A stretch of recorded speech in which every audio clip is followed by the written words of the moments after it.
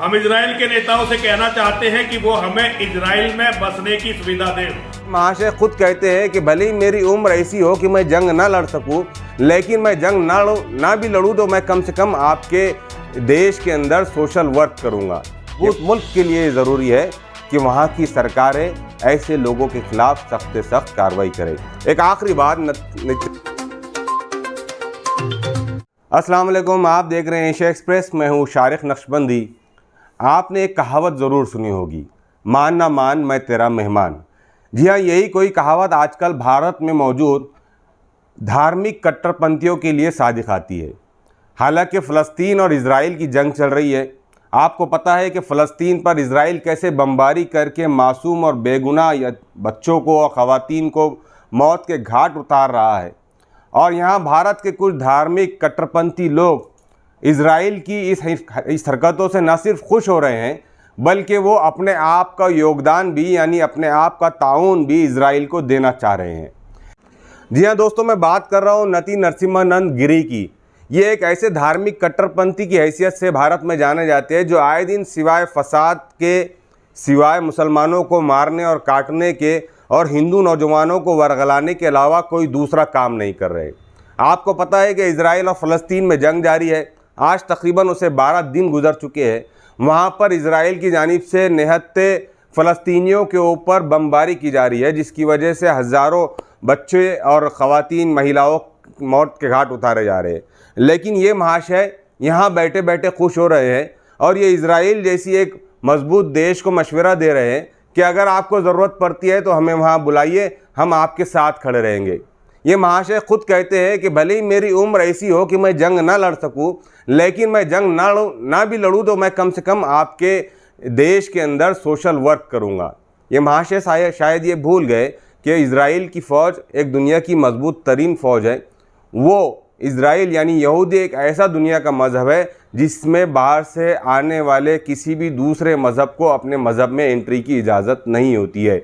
By birth अगर कोई यहूदी पैदा होता है, उसे ही उस धर्म का शख्स माना जाता है, उसे ही उस मज़हब का मानने वाला माना जाता है। किसी दूसरे को उस मज़हब में एंट्री नहीं होती है। बहरहाल सवाल यहाँ पर यह नहीं है कि असल में इन्हें परेशानी है भारतीय मुसलमानों को लेकर।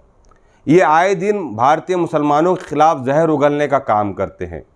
इतना ही नहीं बल्कि पिछले दिनों कई जारी जनसभाओं में, कई जारी धर्म सभाओं के अंदर नरसिम्हा नित्यानंद ने यहाँ तक कहा है कि हिंदुओं को अपने पास हथियार रखना चाहिए ताकि वो वक्त पड़ने पर देश के मुसलमानों को निपट सके। ये जहर आलूद जो बयानात आपके सामने आ रहे हैं, इसमें ज़रूरत इस बात की है कि केंद्र सरकार और राज्य सरकार ऐसे जहर आलूद और फसाद बर्पा करने वाले बयानात देने वालों के खिलाफ सख्त से सख्त कार्रवाई करे। नरसिम्हा नित्यानंद की असल में ये भाषा क्यों सामने आई है? एक तरफ तो ये अपने आप को देशभक्त कहते हैं, लेकिन कुछ ही दिन पहले सोशल मीडिया पर एक इनका ऐसा वीडियो देखने में आया जिसमें ये उत्तर प्रदेश के मुख्यमंत्री योगी आदित्यनाथ के बाप दादा गिना रहे थे। जी हाँ दोस्तों, असल में हुआ ये था कि नरसिम्हानंद के खिलाफ यूपी पुलिस ने कार्रवाई की थी और नरसिम्हानंद को यह गवारा नहीं हुआ कि उनके ही देश के मुख्यमंत्री, जो उनकी आवाज़ में आवाज़ किसी वक्त मिलाया करते थे, आज उन्हें अपनी ही राज्य के पुलिस के ज़रिए उन्हें उठाकर जेल में डाल रहे हैं। बस ये क्या था कि नरसिम्हानंद ने योगी आदित्यनाथ को आड़े हाथों लिया, उन्हें खुला चैलेंज कर दिया और उन्हें यह कहा कि वो देश के हिंदुओं के दुश्मन हैं और वो उनकी जो बुलडोज़र वाली सियासत है, वो बुलडोज़र वाली सियासत से कोई और नहीं डरेगा। बहरहाल इस किस्म के लोग आए दिन आते रहते हैं। ये किसी भी देश की, किसी भी मुल्क की सरकार की जिम्मेदारी होती है कि ऐसे लोगों के खिलाफ सख्त से सख्त कार्रवाई करे जो समाज के अंदर तेड़ निर्माण करने की, जो समाज के दो तबकात को दो धर्म के मानने वालों के खिलाफ नफ़रत पैदा करने की कोशिश करते हैं। तो किसी भी सभ्य समाज और किसी भी मजबूत मुल्क के लिए ज़रूरी है कि वहाँ की सरकारें ऐसे लोगों के खिलाफ सख्त से सख्त कार्रवाई करें। एक आखिरी बात, नित्या नरसिम्हानंद को ये बात समझनी चाहिए कि मान ना मान मैं तेरा मेहमान की आदतें बहुत हो चुकी है। इजराइल को आप जैसे लोगों की कतई ज़रूरत नहीं है।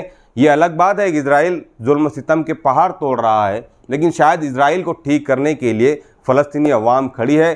फ़लस्तीन की आर्मी आज भी वहाँ पर लड़ रही है तो ये फ़लस्तीन और इजराइल का आंतरिक मामला हो सकता है, दाखिली मामला हो सकता है, लेकिन आपकी कोई जिम्मेदारी नहीं बनती कि आप जैसे नफ़रत के बयानबाजी करने वालों को इजराइल वेलकम करेगा या दुनिया का कोई और देश वेलकम करके अपने देश के अमन व अमान को और शांति को भंग करना नहीं चाहेगा। तो दोस्तों, ये था मान ना मान मैं तेरा मेहमान नीति नरसिम्हानंद गिरी के ताल्लुक़ से एक शॉर्ट वीडियो जो हमने आप तक पहुंचाने की कोशिश की है। उम्मीद है कि आपको ये हमारा वीडियो ज़रूर पसंद आया होगा। आपसे दरख्वास्त है कि आप हमारे अखबार का मुताला करें। वेबसाइट पर जाकर भी आप अखबार का मुताला कर सकते हैं, अपने घर पर अखबार लगाकर भी आप हमारे अखबार का मुताला कर सकते हैं। कल इंशाल्लाह एक नए टॉपिक के साथ आपसे फिर मुलाकात होगी। शुक्रिया।